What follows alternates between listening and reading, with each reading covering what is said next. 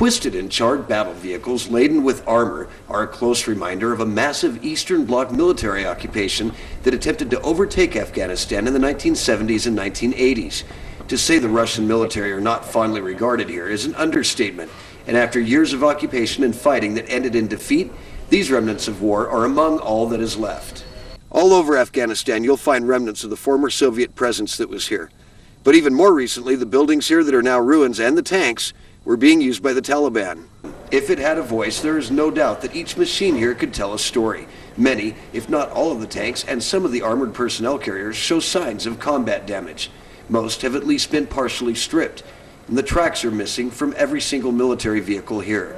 The Soviets left in a hurry when they finally did, their ranks in disarray, flanked by desertion and disease, and pursued by angry Afghans who know how to fight if they know anything at all.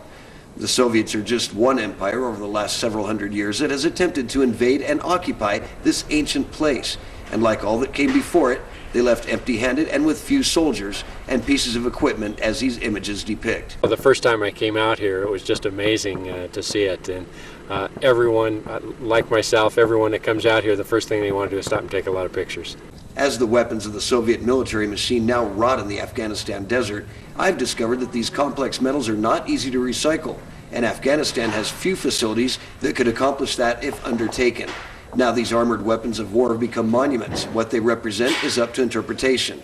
When the Russians finally left, many of these machines were made ready for combat again by an even more unpopular regime in recent history, one that has dealt the strongest blow to Americans on their own soil. Well, I know this has always been a military training center for the Afghan armies under the different control, even prior to the time of the Russian invasion.